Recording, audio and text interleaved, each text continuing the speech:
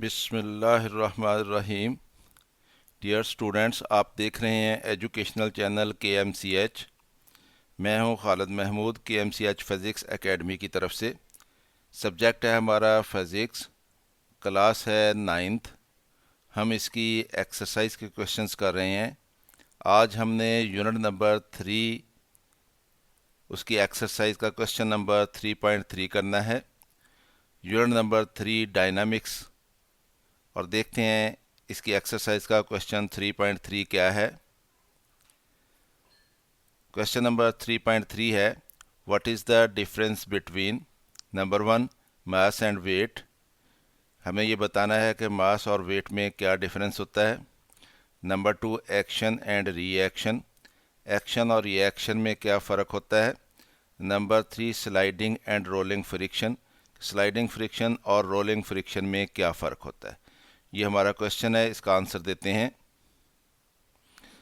पहला question, mass and wait, इनका difference हमने बयान करना है। हम पहले मास को डिफ़ाइन करेंगे, फिर वेट को डिफ़ाइन करेंगे और फिर इनके दरमियान बाकी फ़र्क जो है उनको बयान करेंगे। मास of a body is the quantity of matter possessed bye a body, कि कोई भी बॉडी जो है उसमें जो मैटर होता है, उसकी जो क्वांटिटी होती है मैटर की, उसको हम कहते हैं ये उस बॉडी का मास है।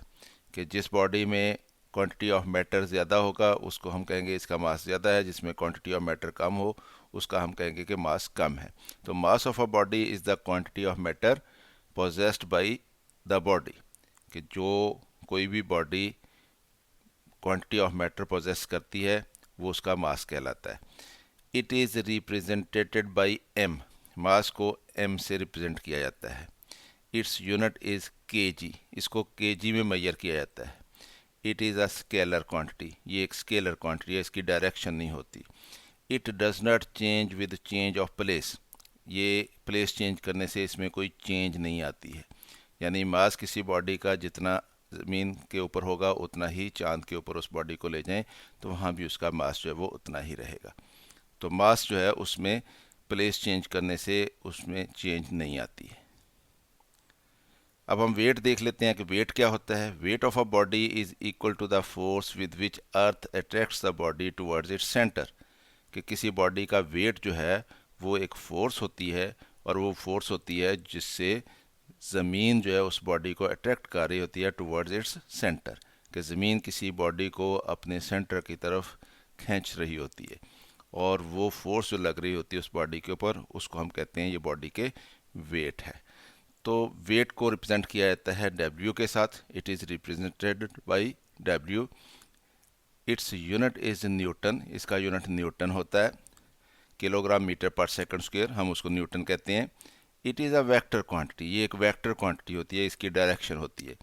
It varies from place to place depending upon the value of g at that place, और इसमें जगह से दूसरी जगह ले जाएं तो वहाँ पे g की वैल्यू अगर चेंज हो जाए तो ये वेट जो है बॉडी का वो भी चेंज हो जाता है।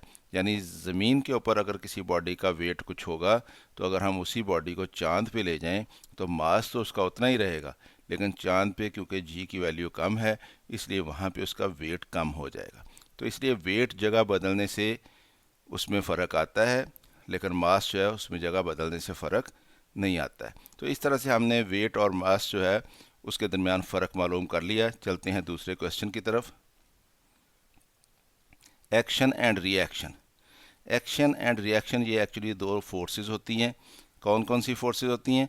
Action is the force exerted by first body on the second body when they interact with each other, कि जब दो बॉडी जो है उनका एक दूसरे के साथ इंटरेक्शन होता है, यानी टकराव होता है उनका, तो उस वक्त एक बॉडी जो है वो फोर्स जो लगाती है दूसरी बॉडी के ऊपर, हम उसको कहते हैं ये एक्शन है। और उसके जवाब में दूसरी बॉडी जो पहली बॉडी के ऊपर फोर्स लगाती है उसको हम कहते हैं कि ये रिएक्शन है। तो action is the force exerted by first body on the second body when they interact with each other. Reaction is the force exerted by second body on the first body in response to the action of the first body. तो first body के action के response में second body जब force लगाती है first body के ऊपर तो उसको फिर हम रिएक्शन बोलते हैं। Action and reaction are always equal, तो ये एक्शन और रिएक्शन जो हैं ये हमेशा इक्वल होते हैं, यानी एक बॉडी जितना फोर्स लगाएगी एक्शन के तौर पर, दूसरी बॉडी भी उतनी ही फोर्स लगाएगी रिएक्शन के तौर पर। तो इनकी क्वांटिटी जो है वो बराबर होती है दोनों की। Action and reaction always act in opposite directions, यानी एक्शन की जो डायरेक्शन होती है रिएक्शन की डायरेक्शन उसके बिल्कुल अपोजिट होती है, इन दोनों की डायरेक्शन अपोजिट होती है। Action and reaction always act on two different bodies, तो ये हमेशा दो डिफरेंट बॉडीज़ के ऊपर एक्ट करती हैं, यानी एक बॉडी दूसरी के ऊपर जो फोर्स लगाएगी वो एक्शन होगी, और दूसरी बॉडी जब पहली बॉडी के ऊपर फोर्स लगाएगी तो उसको हम रिएक्शन कहते हैं। तो इसलिए दो बॉडीज़ का होना ज़रूरी है, दोनों बॉडीज़ जो हैं उनमें से एक जो है वो एक्शन करती है, दूसरी जो है वो रिएक्शन की फोर्स लगाती है। एक्शन और रिएक्शन जो है वो अपोजिट डायरेक्शन में होते हैं, और एक्शन एंड रिएक्शन जो है वो ऑलवेज इक्वल होती है। तो इस तरह से हमने एक्शन और रिएक्शन को देख लिया क्या होते हैं। अब हम इसकी एक एग्जांपल ले लेते हैं। When a tennis ball strikes a wall, कि अगर आप एक टेनिस बॉल जो है उसको वॉल के साथ स्ट्राइक करें, the force exerted by the ball on the wall is action, तो वो बॉल जो है टेनिस बॉल जो है वो जो दीवार के ऊपर फोर्स लगाएगा उसको हम एक्शन बोलेंगे। And the force exerted by the wall on the ball, यानी टेनिस बॉल के ऊपर जो दीवार फोर्स लगाएगी उसको हम रिएक्शन बोलेंगे। जैसे यहाँ पे फिगर में दिखाया गया है, ये एक दीवार है और ये एक टेनिस बॉल है, यहाँ से हमने इसको फेंका यूँ तो ये जाके दीवार के साथ स्ट्राइक की, यहाँ पे इन दोनों का आपस में इंटरेक्शन हुआ। इंटरेक्शन के तौर पर ये बॉल जो है इसने दीवार के ऊपर फोर्स लगाई इस डायरेक्शन में, और ये फोर्स जो है वो एक्शन कहलाएगी। उसके नतीजे में ये दीवार जो है उसने फोर्स लगाई बॉल के ऊपर इस एक्शन के अपोजिट डायरेक्शन में इधर को, तो ये रिएक्शन कहलाएगा जो कि बॉल के ऊपर होगा, और ये दोनों एक दूसरे के अपोजिट डायरेक्शन में होंगे और दोनों की क्वांटिटी बराबर होगी।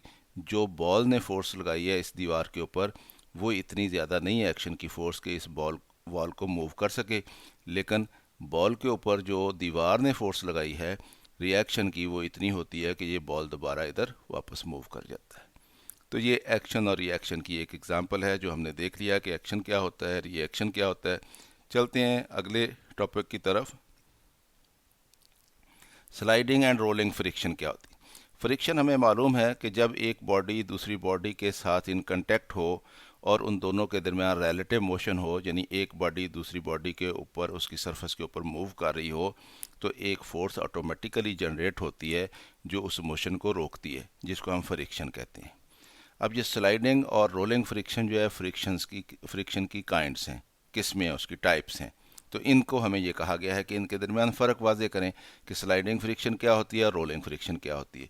तो हम स्लाइडिंग फ्रिक्शन को डिफ़ाइन करते हैं और रोलिंग फ्रिक्शन को डिफ़ाइन करते हैं, फिर इनकी एक एग्जांपल देख लेंगे। A force between the sliding objects, जब दो ऑब्जेक्ट हों और वो स्लाइड कर रहे हों, एक ऑब्जेक्ट दूसरे की सरफेस के ऊपर स्लाइड कर रहा हो, which opposes the relative motion between them, तो वो फोर्स जो उनके दरमियान जो रिलेटिव मोशन होती है उसको अपोज कर रही होती है इज़ कॉल्ड स्लाइडिंग फ्रिक्शन, हम उसको स्लाइडिंग फ्रिक्शन कहते हैं। यानी जब एक बॉडी के ऊपर दूसरी बॉडी पड़ी हुई हो और हम उस सरफेस के ऊपर दूसरी बॉडी जो है उसको स्लाइड करने की कोशिश करें, तो एक फोर्स जो है वो उसको अपोज करती है उस मोशन को, तो हम कहते हैं ये जो फ्रिक्शन एक्ट कर रही है ये स्लाइडिंग फ्रिक्शन है।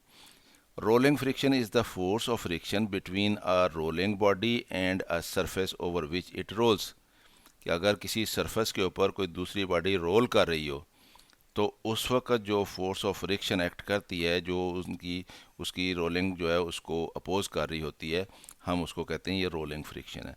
Rolling friction is lesser than the sliding friction, तो रोलिंग फ्रिक्शन जो है वो स्लाइडिंग फ्रिक्शन से बहुत कम होती है। तो अब इनको हम एक एग्जांपल से देख लेते हैं। ये एक सरफेस है हमारे पास और ये एक व्हील है उस सरफेस के ऊपर पड़ा हुआ है।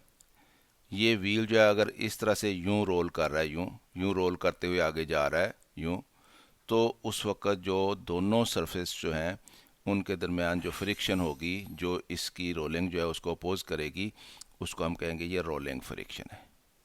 इसी तरह से ये एक सरफेस है, उसके ऊपर ये एक ब्लॉक पड़ा हुआ है, अगर हम यहाँ से फोर्स लगा के इसको इस तरफ को मूव करते हैं तो ये ब्लॉक जो है ये इस सरफेस के ऊपर स्लाइड करेगा। तो उस वक़्त जो फोर्स ऑफ फ्रिक्शन होगी, यानी जो इनकी रिलेटिव मोशन को अपोज करेगी, उसको हम कहेंगे ये स्लाइडिंग फ्रिक्शन है।